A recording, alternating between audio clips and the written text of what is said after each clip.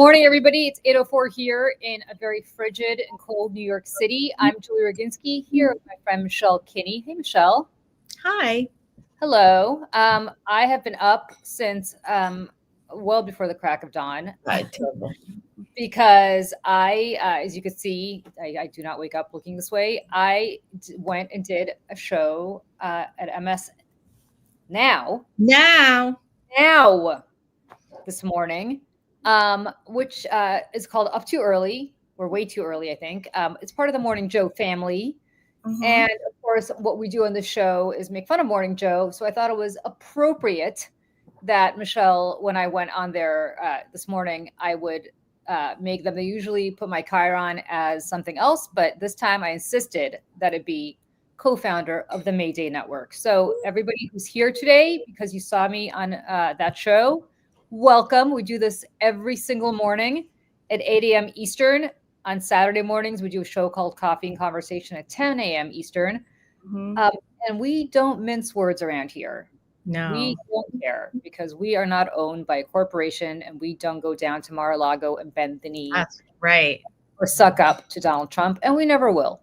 No. Mainly because we never get an invitation, but even if we do, we won't go. Exactly. Hey, here's some applause. There. StreamYard offers sound effects over here. So it's like, let's do some applause. Good job, Julie. Hey, well, thank you. So while I was on the show, I decided, what the hell? Why don't I just pull a little Mayday attitude? So I did, and I accused them and everybody else in corporate media of ignoring the biggest scandal that's going on right now. In the history of our foreign policy, which is, of course, that Wickoff and Kushner are trying to sell off really Ukraine to make money for themselves. And I went into my whole diatribe about Putin, my whole diatribe about who was sitting at the meeting with Putin, why nobody's paying attention to the fact that the man sitting across from Wickoff and Kushner next to Putin is a guy named Kirill Dmitriev, who's Putin's wallet. And why is it that Marco Rubio wasn't negotiating this? Why was it that guys who are heavily involved in crypto and heavily involved in private equity are the ones sitting across from Putin negotiating the sell-off of Ukraine?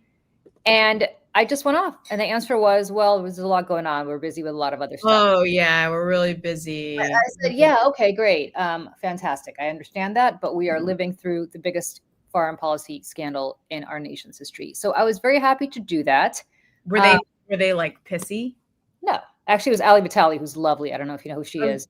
Of course, yeah. She used to be Katie Tur's producer. I did not know that.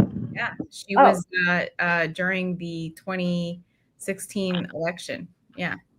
I didn't know that. Anyway, she's lovely. I really like her. I've been on with her a bunch of times, but she's usually in DC, so I have actually never met her physically in person. But they haven't banned me because I'm going back there this afternoon. What? Really? To do another show. And then yesterday, out of nowhere, I get this text message, Michelle, which I was going to text you, and then I was like, I'll just say it on air to get your reaction live. I get this text message from Abby Phillips' producer. Get out. Who they keep asking me to come on their Friday shows, and which is like, and I can never do their Friday show because I'm not in town on Friday nights.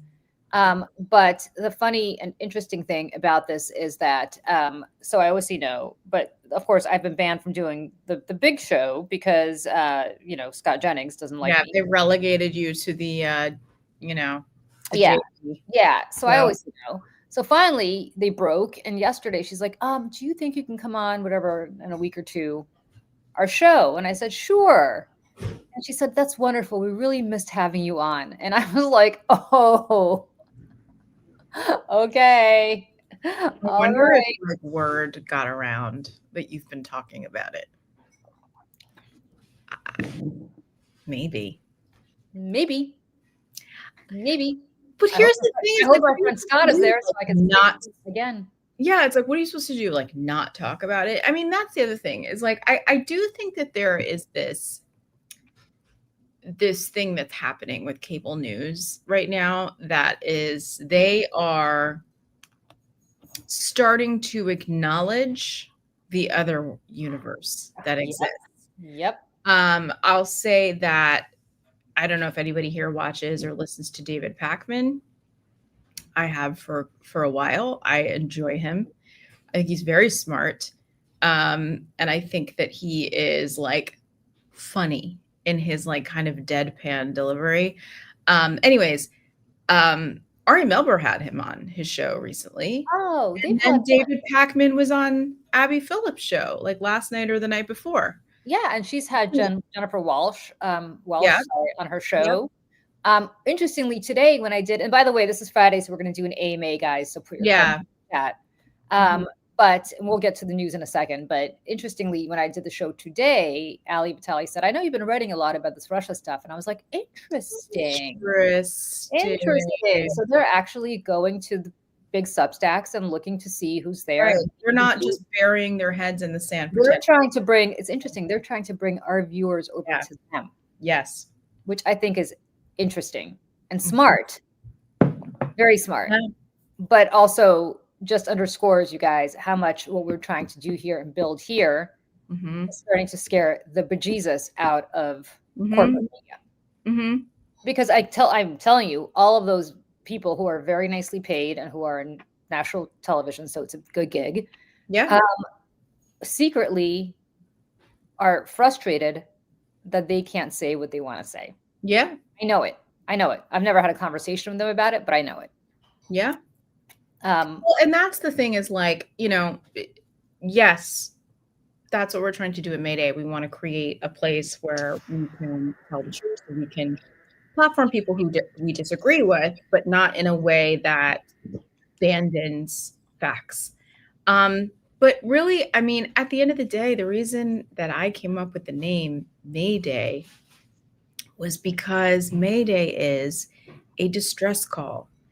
It is the cavalry is coming. It is, and if you've watched the Handmaid's Tale, Mayday is the name of the underground resistance in Gilead when there's a fascist takeover of the United States.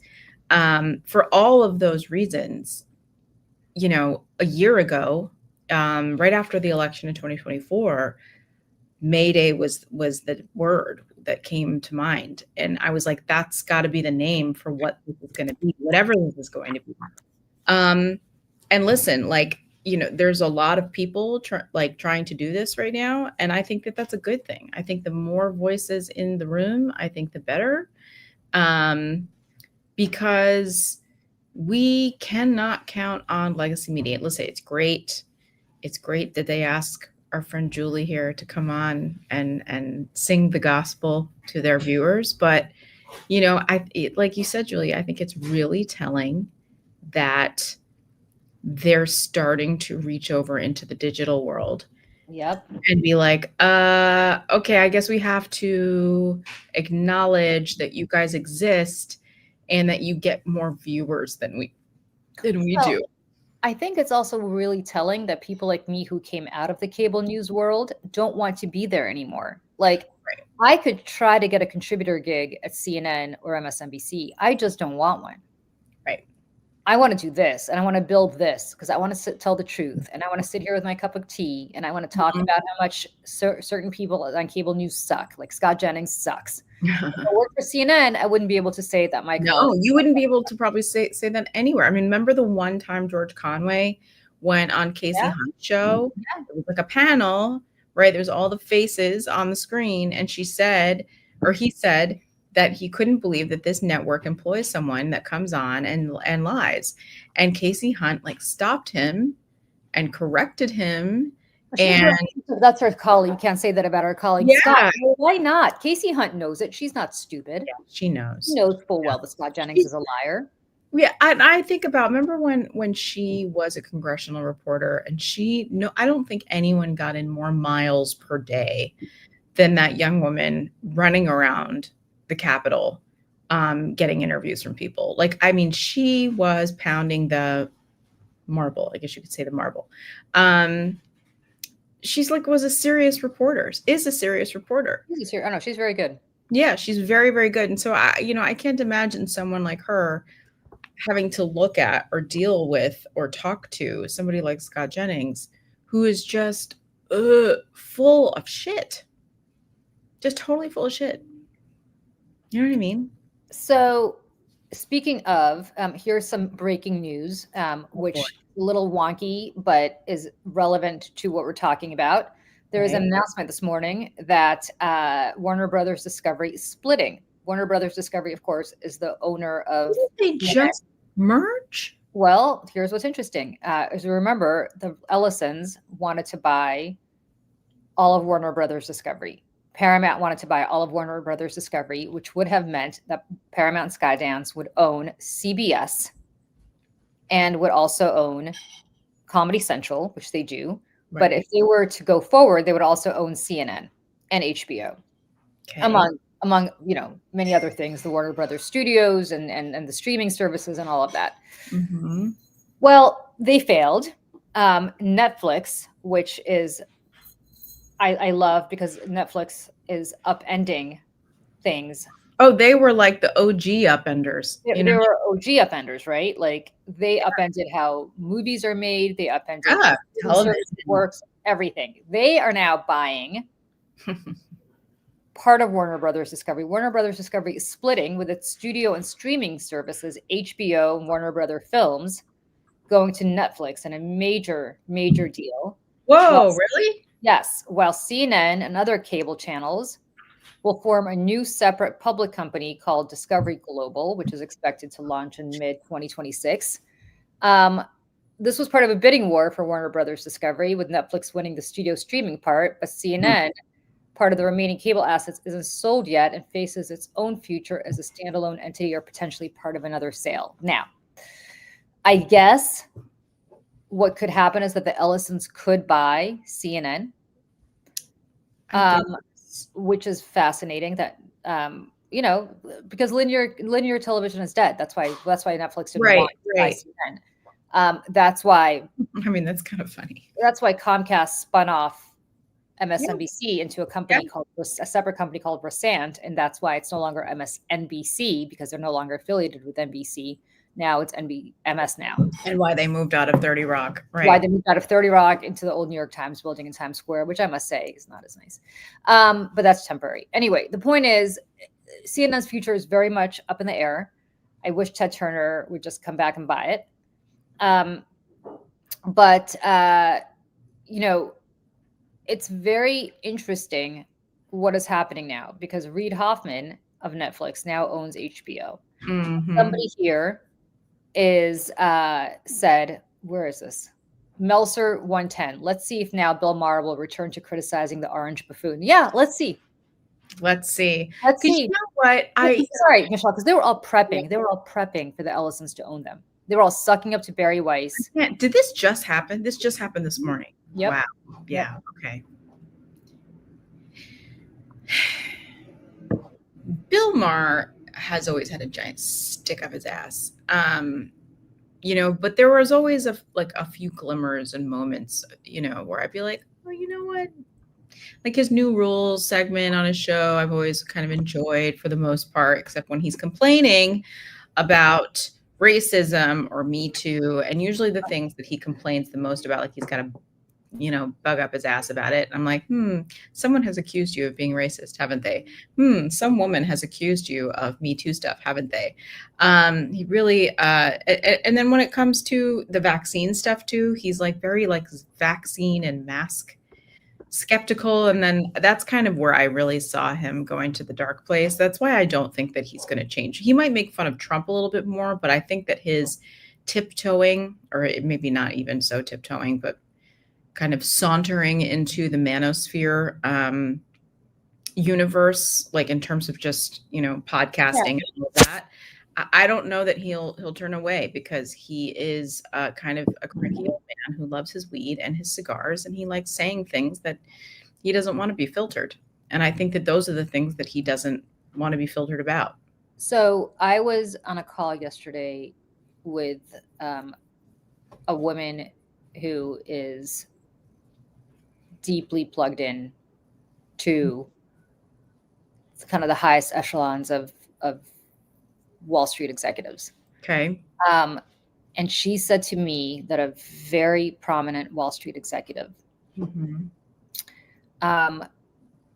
said after, I guess once Trump got elected, oh, thank God, now we can go back to the meritocracy. We don't have to worry about DEI anymore. I thought that was very telling. You mentioned Bill Maher, who is not this man, obviously, because he's not a high-ranking anybody. But I thought it was very interesting to put into the mindset of really privileged white men and how they have thought about this movement over the last 10 years, the Me Too movement and the Black Lives Matter movement, and how they think about Trump now. I just thought that was such a telling thing because to me, as somebody who was one of the people who helped launch this iteration of the Me Too movement. This iteration, I would never take credit. I mean, there are women on whose shoulders we stood, but Gretchen Carlson and then I filed our lawsuits against Roger Ailes before Harvey Weinstein and started talking about this stuff before Harvey Weinstein became public. All I think we really wanted, we weren't demanding that you hire X number quota women. I think all we were demanding is that you, when you hire women, hire them based on their qualifications, right, their merit, and let them work in peace without pushing them out because you want to bang them. And, to have that be confused with, oh my God, now we don't have to worry about that anymore, I thought was so interesting. Because what it says to me is we're so living on different planes here. It's this very we're not even debating over the same things anymore, right? We're actually debating about whether the earth is round or the earth is flat. Like we have completely different interpretations of what all of this has meant over the last 10 years. Yeah. That's it. And, I have very often been in my political life the only woman in the back room. I almost wanted to write a book being like, something with that title. And I did that by looking the other way a lot of times, by ignoring a lot of stuff the other time. And of course, once I spoke up, those days kind of ended. Right. But what I think is interesting is that that's how they think about this. Like, oh, meritocracy. Are they like, they think that they are the rightful owners and deservers of all of the success and all of the seats at the table. And listen, you talk about finance. Okay. Now I worked at a hedge fund for 2 years in between, me quitting show business and then trying to start, a full-time job as a photographer. And I was like, I need a desk job for a couple of years. And I worked at the hedge fund. Now, mind you, I was not crunching numbers. I did admin. It was awful. I wanted to but the way that you were treated in that world, especially as like an administrative woman. No, I'm sure. It the worst people. First of all, at this hedge fund, there were 2 women in the entire place that had executive positions. 2. One was at the trading desk and she had been there since the 80s and she had started as a secretary back in the 80s and had moved her way up to 2013. She was working on the trading desk. The other one was an attorney. She worked in the legal group. That was it. Nobody else.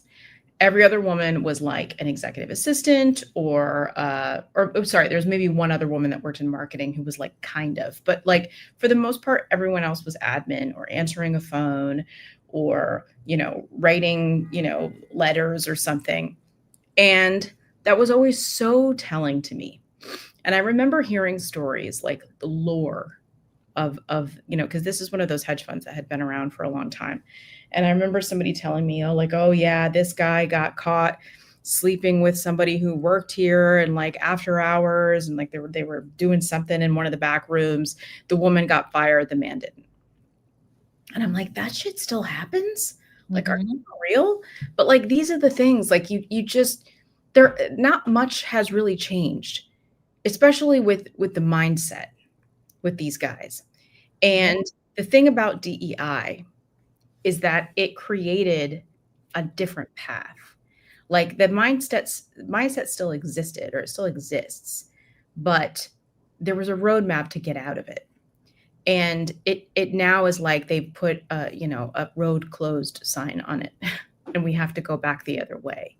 And I think that is awful and dangerous. And I hope that the next group of women coming up through, the professional world bangs that door down, because this can't be sustainable. And that's the thing with this manosphere stuff too. These young men are being taught that same mindset, and that all of their grievance and everything that's bad that's happening to them, or the job that they're not getting, is because of some woman, some mouthy woman who can't take a joke, or some Black person who is lazy and doesn't deserve to be there. And like, that's what these people really think. And especially in finance, especially, it's a broy world. But it's in many instances very hostile. It's very hostile to women. It's very hostile to people who are minorities. And you couldn't pay me $1 million to go back and do that job again. It was awful. Awful. It's awful. I hate it. And the other breaking news is that, do you remember the DC pipe bomber? Oh, yeah. Mm-hmm. The guy who left, or woman, I guess now they think it's a man, who left pipe bombs outside the RNC and the DNC on January 6th. Mm-hmm. He has been caught. He is from Woodbridge, Virginia. I'm not going to say his name because I don't want to glorify these people. Mm-hmm. Looks like he has a nice house. I saw the cars parked outside. Yeah. What's interesting is he's an African-American man. And the reason that's relevant is you have Jake Tapper, who identified him as a white man, apparently, on CNN. And now you have the New York Post running these stories about how Jake Tapper is anti-white, and he's trying to blame white people for this. And it's become a total race thing. It's like as though this thing operated in a vacuum, and January 6th wasn't happening on that very precise day, that very precise time. Right. Maybe he's a MAGA guy. He left bombs outside of the DNC, but now Kash Patel is accusing the Biden administration of sitting on this information. Please. And what I love, Michelle, which I just chef's kiss, is that, are we supposed to forget that Trump pardoned every single January 6er? Right. And the fact is, okay, so he pardons the January 6 people because apparently they're patriots and they were just doing, they were just having their voices heard or whatever. And then, okay, well, it was a tourist visit, or no, it wasn't that bad, or did it happen, did it not? So this is where I'm like, again, they're Epsteining this issue. When Kash Patel was out there yesterday, like, the FBI is going to catch these people and blah, blah, blah. I was like, okay, so was January 6th real or was it not? Because right now you're acting like it was like this horrid crime and you have gone on your way to catch this criminal. But the other 1,500 people who stormed the Capitol and smeared their shit all over the wall and tried to kill the vice president, those people are okay. Like, which is it? And that's why it's like, anything that comes out of this FBI, I hate to say it, like, I'm not buying it. Like, I'm not saying that this isn't true, it's not happening, but it's just, I feel like they're selective, and some of these things are convenient narratives for them. And they twist themselves in pretzels trying to, create a narrative. And again, like, this is where the press, I'm like, where are the questions? Being like, so was January 6th a terrorist attack or was it not? Was it an insurrection or was it not? Well, I guess it depends what this guy's ideology is, right? Right. This guy was saying that he was putting pipe bombs outside the DNC and the RNC because they weren't standing up for Donald Trump's rights, and the election had been stolen, and he was doing that as a protest. He'll be pardoned tomorrow. Right.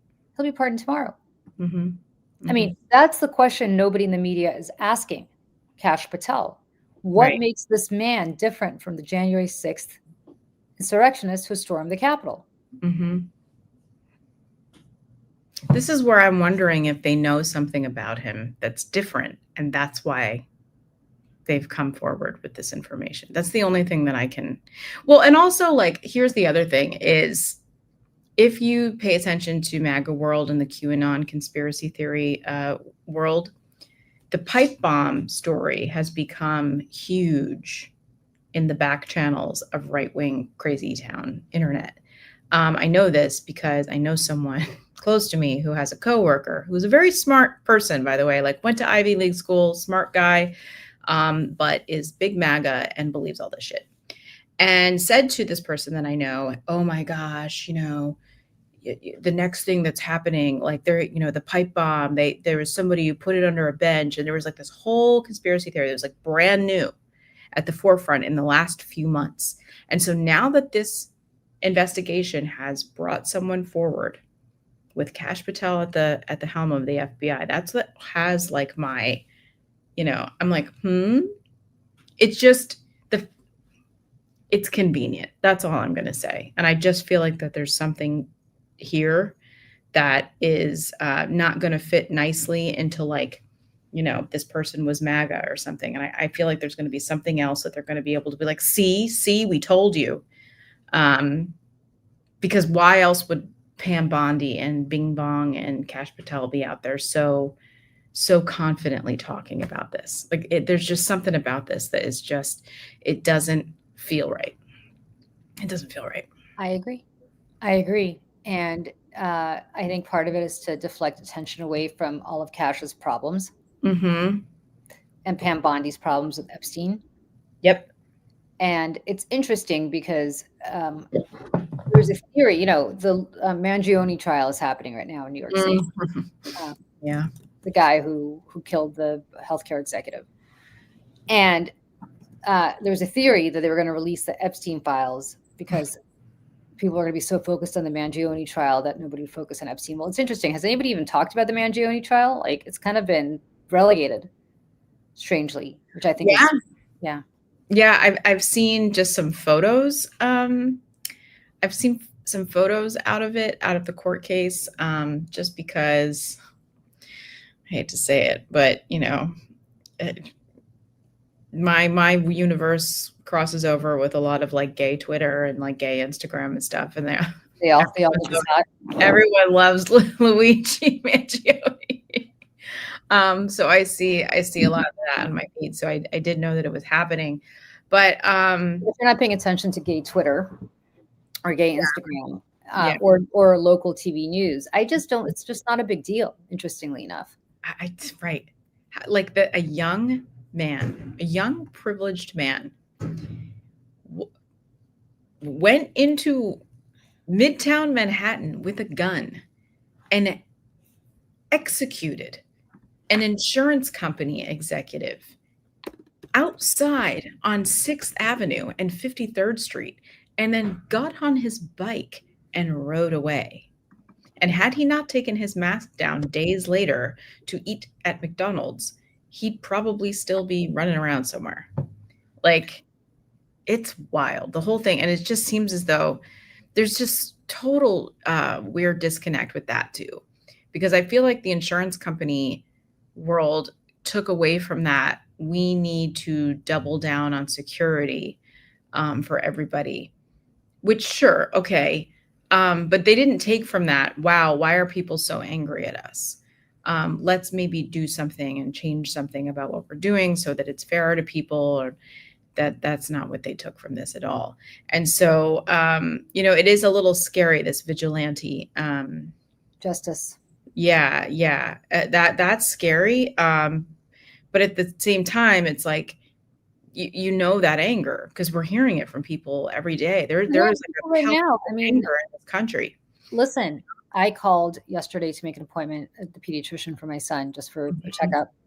And as I'm on hold, they're like, if you're United, I don't have United Healthcare, but they're like, if you're a United Healthcare member and you are concerned because we have been dropped, please press 1 to make other arrangements. And I was like, oh, United Healthcare is screwing people again. Like, I listen, the anger is real.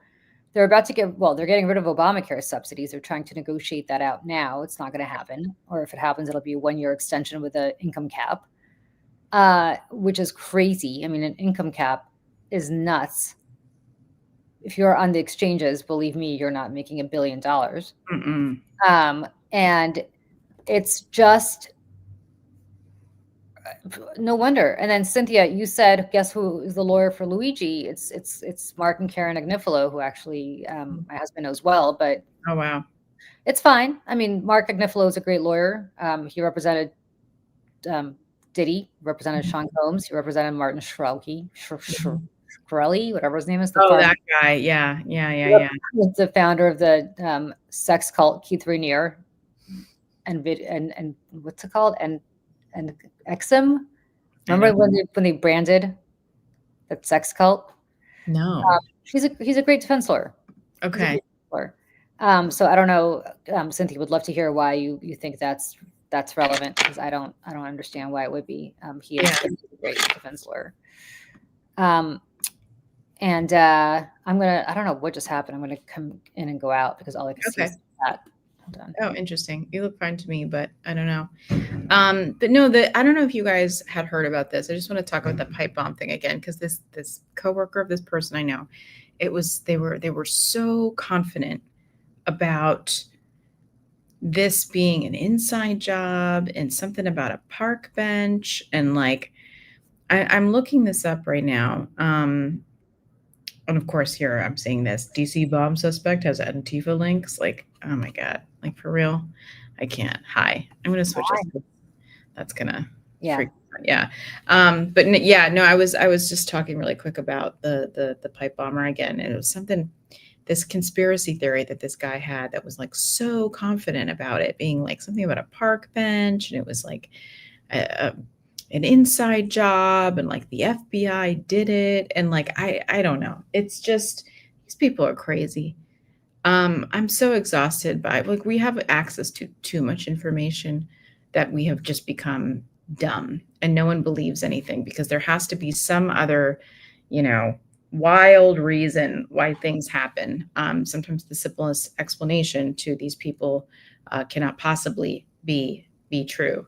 But listen, anything that's getting, like I said before, anything that's getting bing bong and them out there being like, something ain't right. I am seeing this here. Ben Meiselas worked for Diddy since high school, and his law firm represented him until he passed him off. Yeah, that's true. I know. I don't know, because apparently, isn't there like some new Sean Combs? Speaking of, there's a speaking of you being at MS now, I saw some headline this morning about 50 Cent. That's what I saw. 50, remember? Yeah, right. I know. I saw a thing that he was that there's a new documentary out. It's about Sean Combs, P. Diddy, and 50 Cent was interviewed and was asked about this, and he's like, yeah, I think it says something about his character or something, and it was like very trolly because the rap battles or something like that. But anyways, that got me thinking, yes, I'm not going to get all into it, but yeah, the guys from the Midas Touch, the Meiselas brothers, their dad was P. Diddy's lawyer for a long time, like years and years and years and years and years. There have been many articles written even about the Meiselas brothers, and there's one in particular where they talk about their upbringing and how basically, their dad was this high-powered entertainment lawyer, and that P. Diddy like performed at one of their bar mitzvahs or something like that. So, but yeah, they did have definitely a leg up. Scott Jennings performed at my son's bar mitzvah. Wait, what? Did I tell you that story? Right. I was like, wait a second, what? So you guys want to hear a crazy story? Yeah. So we were in, my son had a bar mitzvah. We were in Israel for it because my attitude is I was not going to throw him a typical New York City bar mitzvah, which are just completely over the top and ridiculous. So I said to him, if you want one, and I was kind of hoping he would say no, we will do it at a place that is meaningful for our religion. We will do it at the Western Wall in Jerusalem. For anybody here starts tweeting at me as to why I would go to Israel during this time and yada yada, that's right. The Western Wall happens to be in Jerusalem. That's where it's located. So we go, and we, if anybody's ever been there, or maybe you don't know, that the Western Wall is controlled by the Orthodox Jewish authorities. So in Orthodox Judaism, which is not my strain, men and women can't be together as they're praying. You have to separate them.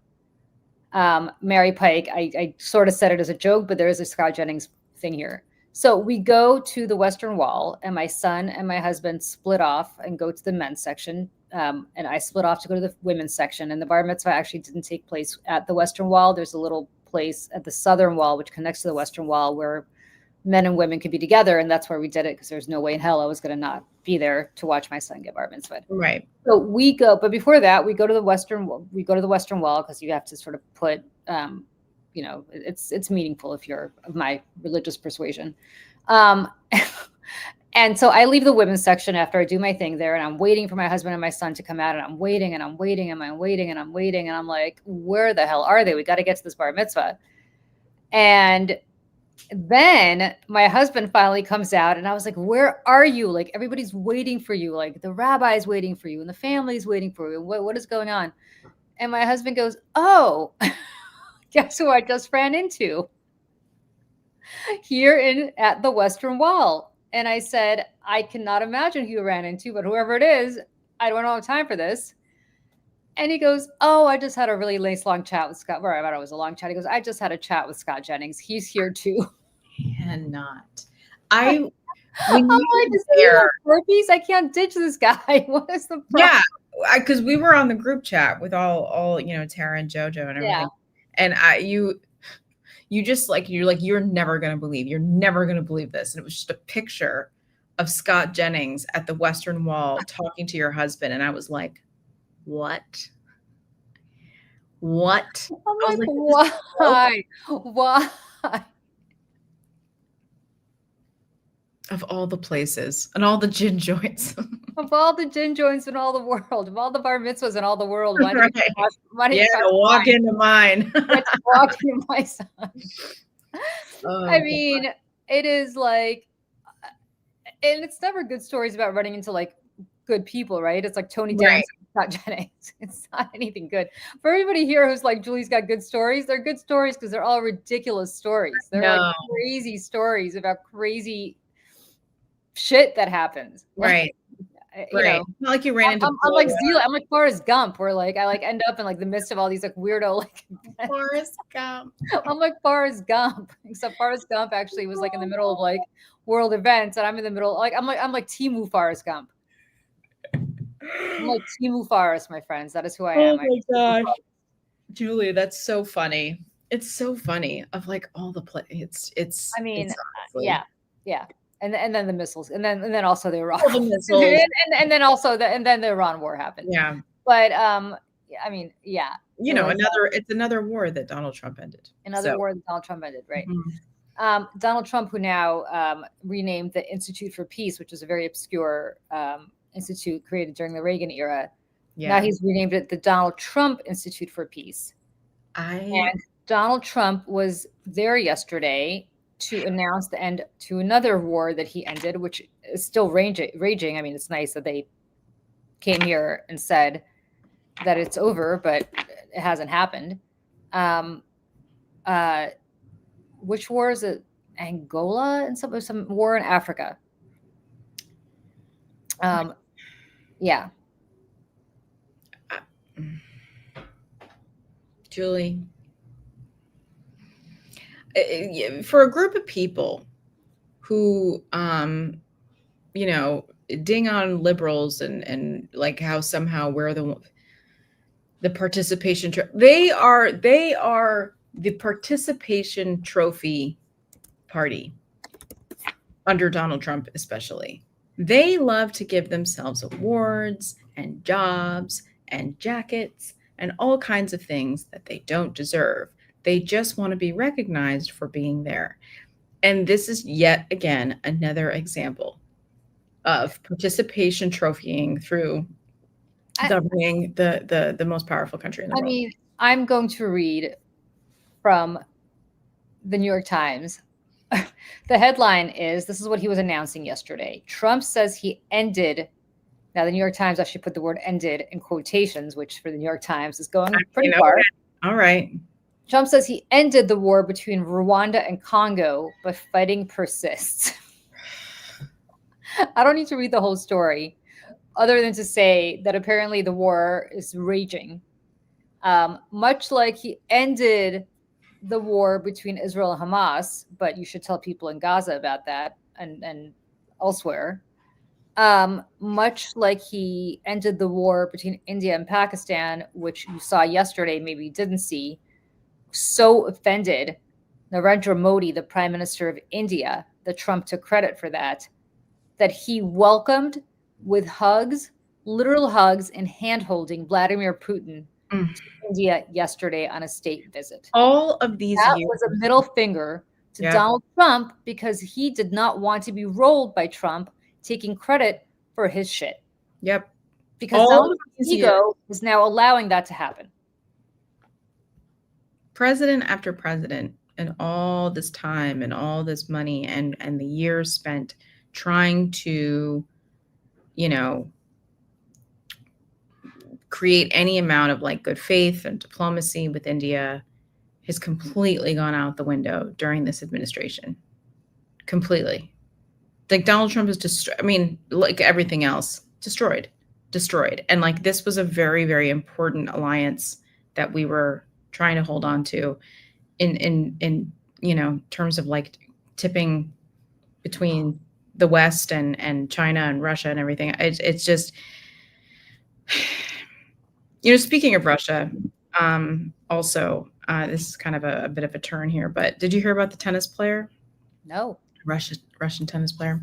No. So I have this here. Russian-born tennis player Anastasia Potapova switches nationality to Austrian. Wow. Okay.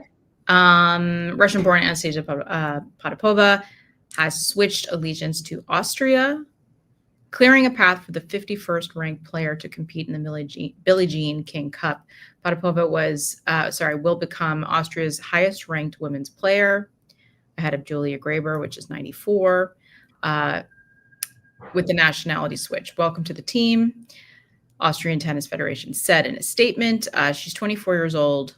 The 24-year-old played at Billie Jean King Cup in 2018 and 2019, but Russia has been banned from team competition since the invasion of Ukraine.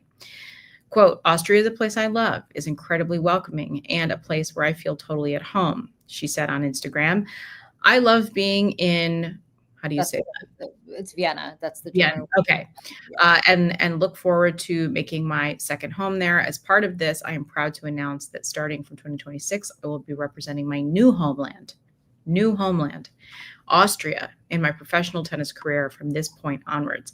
I want to just, if you guys don't know tennis or this, you know, world at all, this doesn't happen. There's lots of players from all over the world who move to the United States or other places, and they, you know, build homes or buy homes and raise families, but they still go back and they compete for their original countries. Yeah. What's going on with Russia? I mean, in my opinion, I don't think any of the Russians should be able to play anywhere, not even under some sort of like white flag. I don't think any of them should be allowed anywhere. I don't think they should be allowed at the Olympics. Certainly not at the US Open, not at the French Open, nowhere. So it says a lot that a young tennis player from Russia would, in essence, defect in her sport to a new country, Austria, to play her sport for the rest of her life. You want to talk about somebody who will never be allowed to go back to Russia ever again. I mean, this I'm sure Vladimir Putin is very angry about this. I would assume. I mean, you know more about his temperament than I would, Julie. He very much values the sports programs there because, you know, for obvious reasons, right? Yep. Yeah, and so this is as far as I know, like this is not anything I have ever seen, ever. And you know what? Good for her, because it's a very, very brave thing to do. And yes, she did it for her career so that she can play and, you know, have a better chance. But also to defy the regime from which she was born, where she comes from, I think is very brave. Because who's to say? My you know, Joe was saying to me this morning, he's like they could kill her, like they could go after her, like and I was like, sure. I was like, so the fact that she's doing it so openly, you know, good for her. Like very, very happy for her. So another crazy or maybe not so crazy situation happening last night that has not gotten enough play is, if you remember, Texas tried to gerrymander in a very racist way, violating the Civil Rights Act, to create 5 extra congressional seats, House seats, that Donald Trump demanded that Texas create in order to try to stave off what is obviously looking like a blue tsunami next year. Yeah. And Texas, of course, went ahead and did that, used racist criteria to do it. It's not me saying it, it's a lower court, a district court ruled that their maps were unconstitutional. Ken Paxton, who is now running for Senate, and probably will win that primary, because he's nuts, he's insane. An insane person. Like insane person. I mean, like literally, like something's wrong with him. Right. Not just like has crazy views, just like actually. Yeah, like something's not right with that guy. Anyway, he's the Attorney General of Texas. He, of course, immediately appealed to the Supreme Court, and the Supreme Court, using the shadow docket again, providing obviously no explanation, yesterday cleared the way for Texas lawmakers to use these newly redrawn congressional maps that will favor Republicans. Yep. It overturned the lower court's decision that the new maps were an unconstitutional racial gerrymander. And what that means, and of course they did this days before a December 8th deadline for candidates to file to run for office in Texas. Remember how long they waited and punted and kicked the ball down the road on the Trump cases in order to run out the clock. Here, of course, they did it to ensure that the filing deadline was met. It was done on the shadow docket. It is a temporary decision. But of course, the damage is done for next year. No surprise, the person in charge of Texas who decided to take up this case is Sam Alito.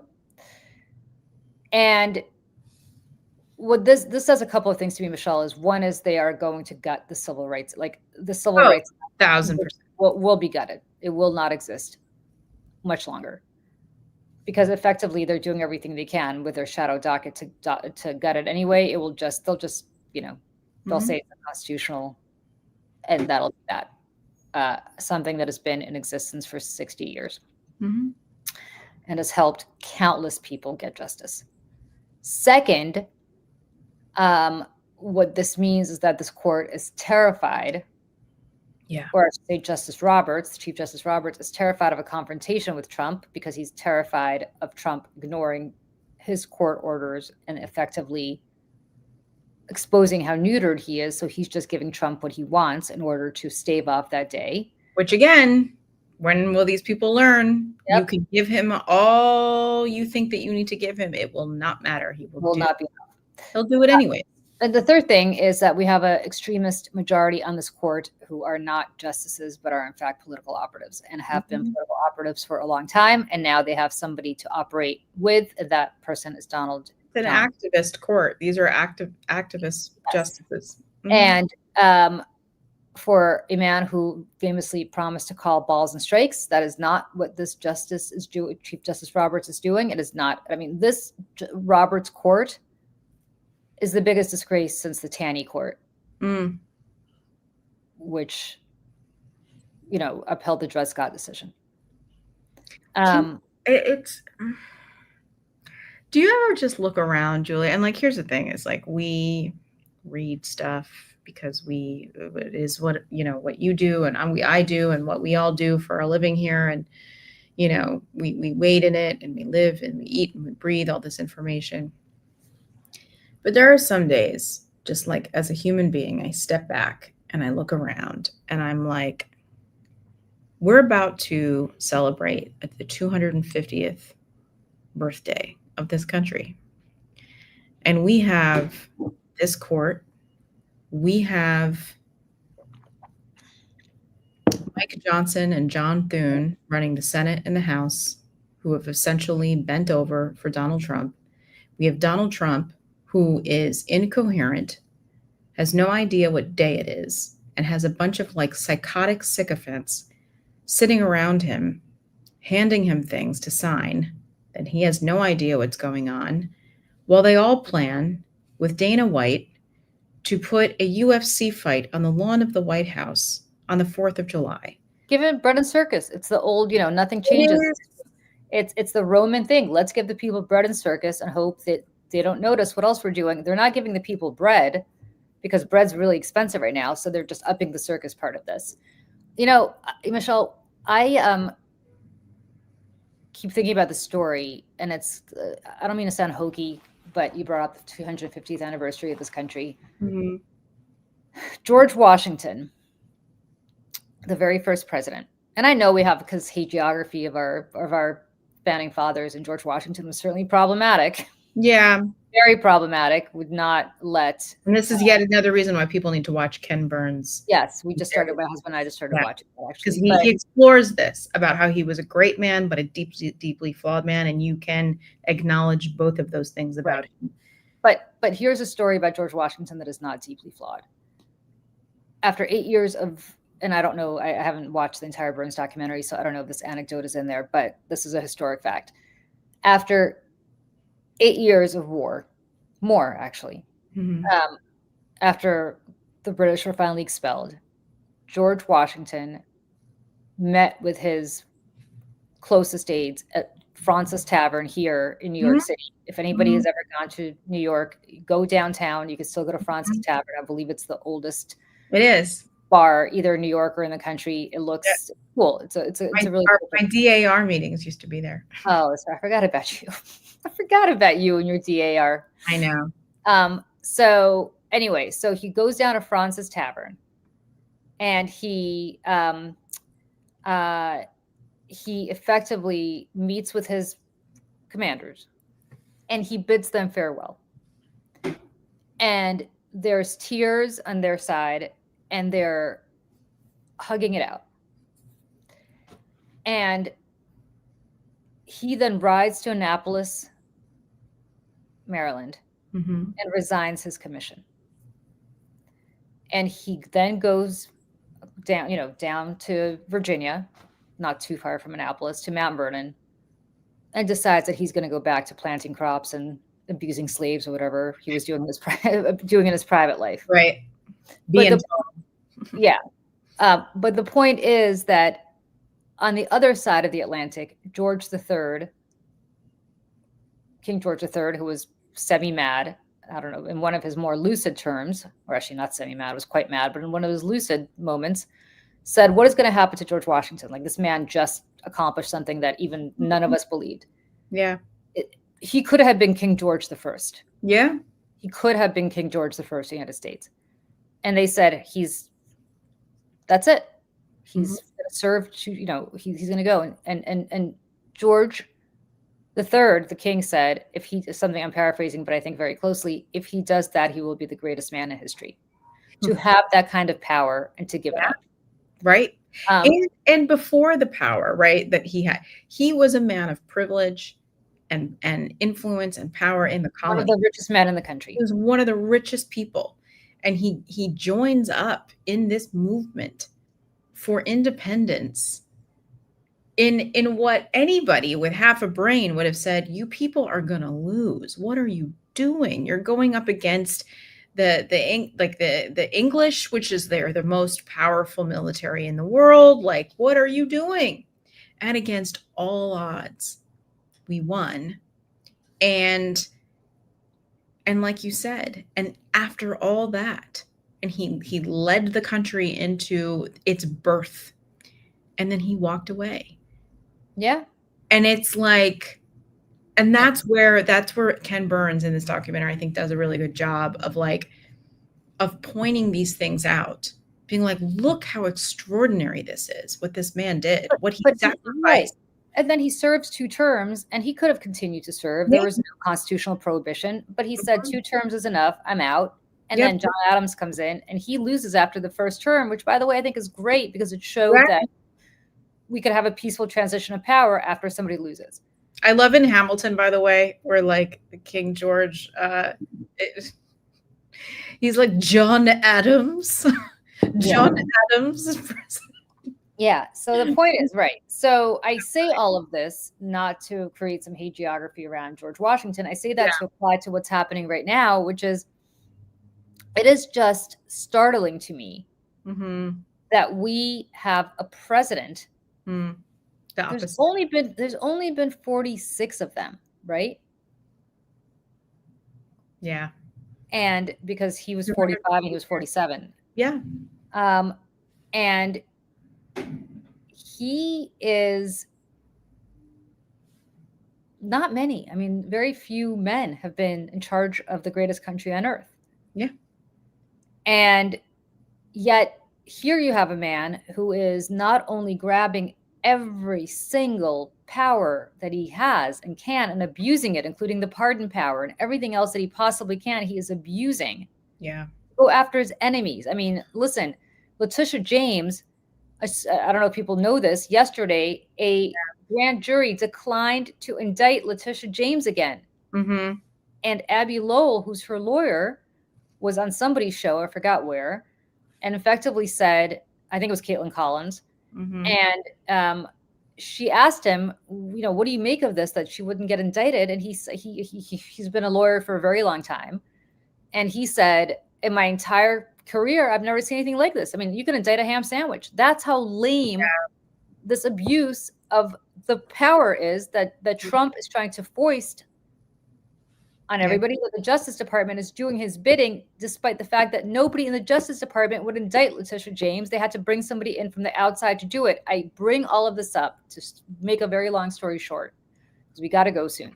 But to make a very long story short, you have a Supreme Court that all of these justices all kept talking about originalism, all kept talking about history. They're all historical scholars. Oh, yeah. It's all bullshit. They are doing everything they can to help this man abuse the executive power that he has. And the judicial branch and the legislative branch in the control in the hands of Republicans are A-okay with it. No problem. Yep. And listen, this is exactly what the Christians do, right? They love to talk about Jesus and all the things that Jesus is and Jesus, Jesus, Jesus, but they don't want to recognize who Jesus really was. They don't want to recognize, like, I mean, assuming Jesus is real or whatever, that he would have, fed the poor and helped the poor and the less fortunate. They don't want to recognize that. They want to only use his image to achieve their goals. And that is what this court is doing. This is what the Republican Party's entire agenda is about recognizing this oorah, Star Spangled Awesome about America without actually recognizing the fundamental truths about what people sacrifice to make this country what it is, what it should have been. It's a complete opposite. It's the complete opposite. Donald Trump, I mean, he never would have sacrificed anything. I mean, to Donald Trump, you're a sucker and a loser. He's a sucker and loser. George Washington was a sucker and a loser. Yeah. All of them. And, not to get hokey here, I talked about my DAR thing here, but like, it's something. DAR thing is Daughters of the American Revolution, just so people know what Michelle's talking about. Yeah, Daughters of the American Revolution, which has had like a checkered past, I understand, but like for overall, it has existed for a very, very, very long time, for descendants of people who served in any way in the revolution for the cause, right?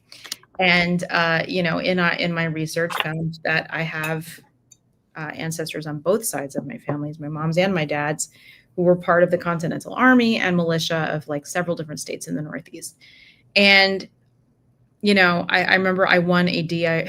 It's funny, and I didn't even know this about myself yet. And I won like this DAR essay contest in 8th grade. And like, it's just always just been something that's been very important to me.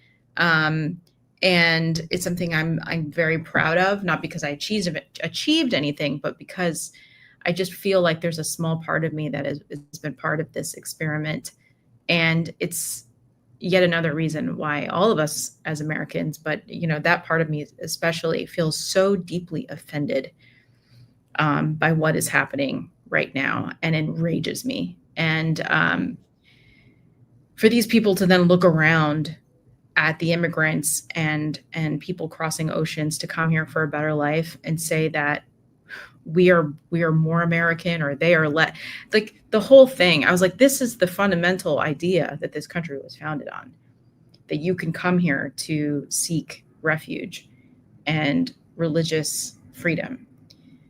And again, this administration and this idea of the Republican Party, the conservative movement, the MAGA movement in this country has completely destroyed, and they're trying to rewrite history, especially as we go into this 250th. And this is, again, where I implore people to go watch Ken Burns' documentary. I think it's like 6 parts. It is extraordinary. He has been working on this for 9 years.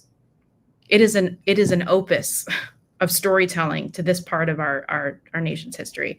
And so, if anybody knows Ken Burns, has some Ken Burns, have him on the show. Love to talk to Ken Burns. Speaking of, because we got to go soon. So a couple of programmatic things.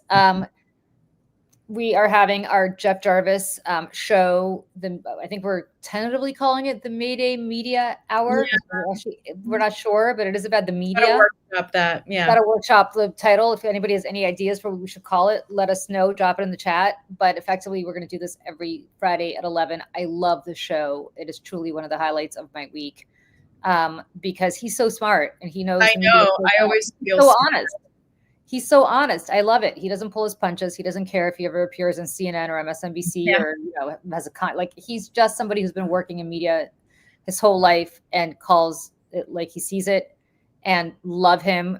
He's actually an awesome. Speaking of Vienna, Russian tennis player. He is wonderful enough to be doing this, although he's speaking at a conference in Vienna. Mm-hmm. So that is where let's pray. As he texted me right now, let's pray for the Wi-Fi gods to cooperate in the hotel. But that is happening at 11 a.m. Eastern, whatever time that is, Central European time for him. Yeah, no clue. Later for him. So please watch for that.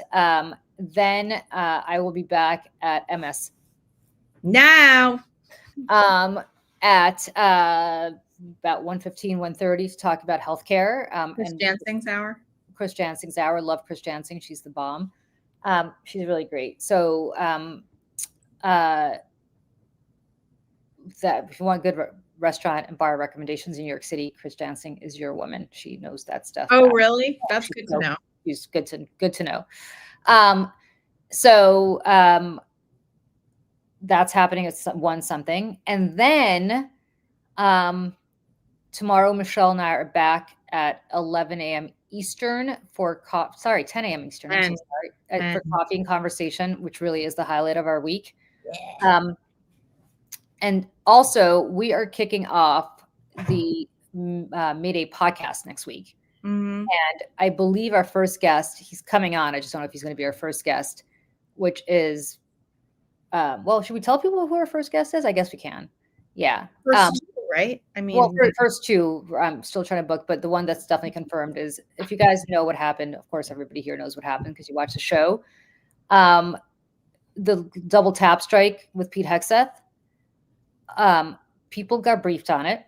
Mm-hmm. Very few people got briefed on it and saw the video. And one of those people who saw the video is Congressman Jim Himes of Connecticut. And Jim Himes, because he's the ranking member on the House Intelligence Committee, he got to see the actual video. And Jim Himes walked out of that video, out of that briefing, and said it was one of the most disturbing things he's ever seen in his life. I have a clip. Why don't you play it? Yep. What I saw in that room was one of the most troubling things I've seen in my time in public service. Under the DoD manual for abiding by the laws of armed conflict, the specific example given of an impermissible action is attacking a shipwreck. Any American who sees the video that I saw will see the United States military attacking shipwrecked sailors. People will someday see this video and they will see that that video shows, if you don't have the broader context, an attack on shipwrecked sailors. I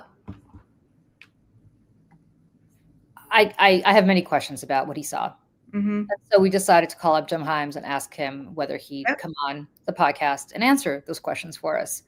He agreed, which is fantastic. So we will be having Jim Himes come on the podcast later next week to talk to us about that. If you have any questions that you want him to answer, please let us know. Leave them in the comments here. Leave them in the comments. But it is very important, I think, for us, the American people, to know what he saw. Very important for us to know and understand what this means. Very important for us to hold Donald Trump accountable to his promise to release that video. Yep. This was murder. This was murder. This was murder. And cold-blooded murder, according to both the Pentagon's own manual and according to international law. Yep.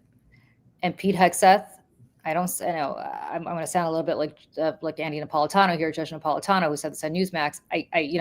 We trash Pete Hegseth here all the time. However, I did work with Pete Hegseth for a long time. I don't wish ill on anybody, except to say that in this case, Pete Hegseth deserves to be tried and imprisoned. He is a murderer.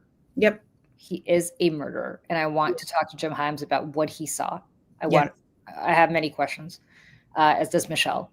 So do you. So please put your questions in the chat for him. Yeah, put them in the comments here below after you like and subscribe, of course, because these are the really important conversations that we want to have fun here, and we want to touch on culture, and we want to talk about things that bring us together. But we also, in tandem, want to have these really important conversations with people who are in places like the House of Representatives, who are being briefed on these things that you and I don't know about. And we will have the opportunity to, sit with him and talk about these things. And I'm very grateful to him and to you, Julie, for reaching out to him and making this connection. And, hopefully I think will be our first guest. And there's, just so people know, with the Mayday Network here, this is Julie and me.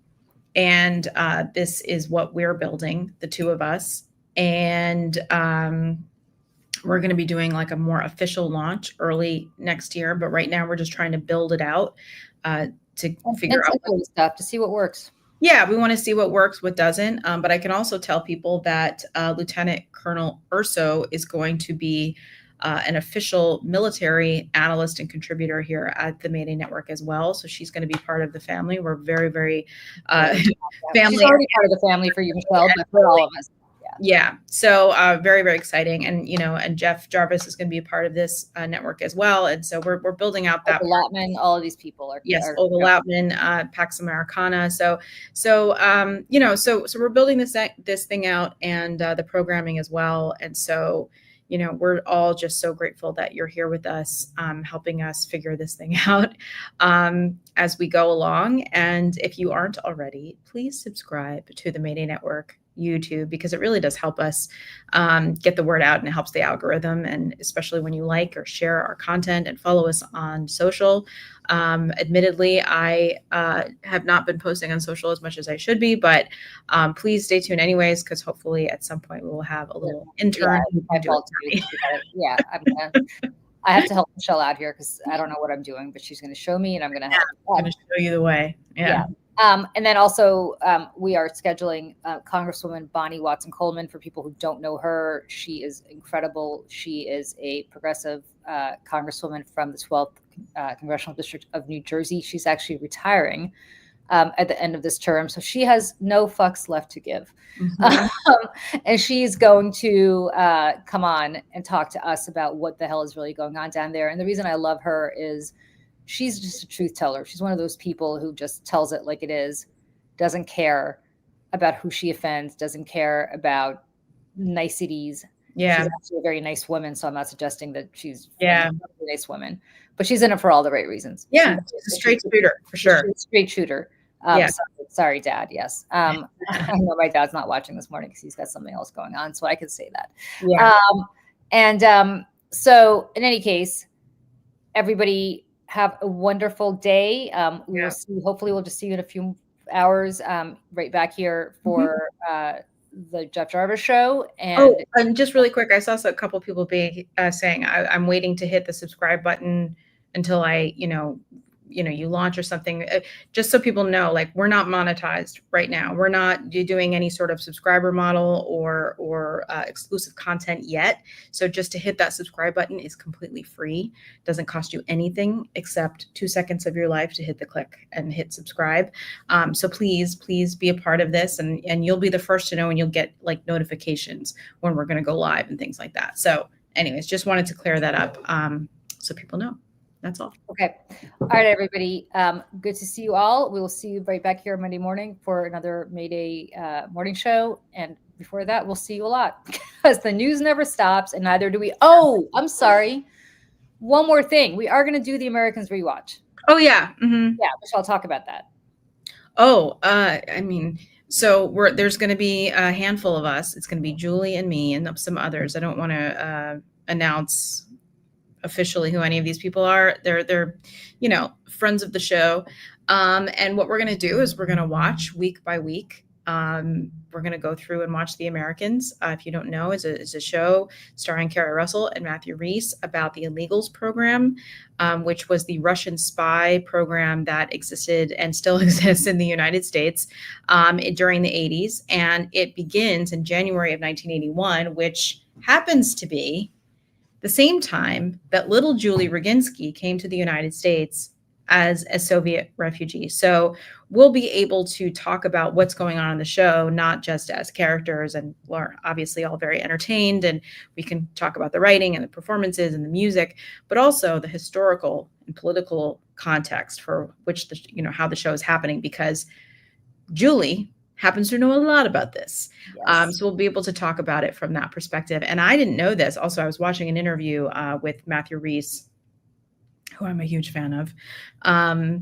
And I think he was on Rich Eisen's show talking about this. I think it was a couple years ago. And he was saying that some of the writers of the show, like, was a former CIA. They're like all intelligence people. Really? And then there was another person who worked on the show who was former KGB, who got turned by the CIA and came to the United States. So like the people who created and wrote the show know what they're doing. So I didn't know this. And so that actually like makes me even more excited to do this again. And so maybe we can reach out to those people and see if they'll come on and talk to the show. I bet you that before all is said and done, we will get either Matthew Rhys or Kerry Russell or both on the show. Girl, they live in Brooklyn. We're going to make it happen. Matthew Rhys is hilarious, by the way. Yeah. We're gonna make it happen. Yeah. But Kevin Cox, I know that you're in season 3, episode 6. Do you want to start from the beginning? Yeah. Why don't you just keep watching, but like just rewatch the episode. Yeah. I've been going back and just to like familiarize myself too. And right. We're gonna kick that off probably around the holidays, just because people need something to focus on around the holidays. That's not insanity. So we'll have to find a time to do that. Maybe that'll be a weekend show or something. But we're gonna do a sports show also that we're working on developing. I will be on the show. I will not be on the show because I don't know sports. With a friend of mine who knows a hell of a lot more about sports than I do, and will be able to talk to me about this and all of you. So, yeah.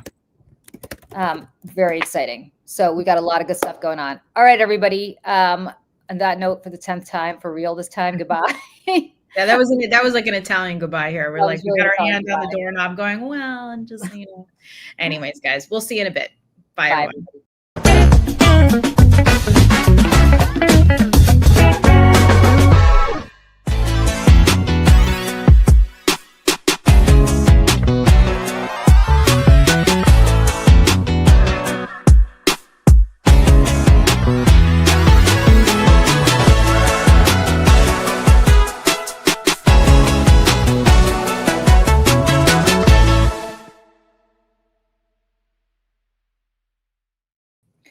Hey, we got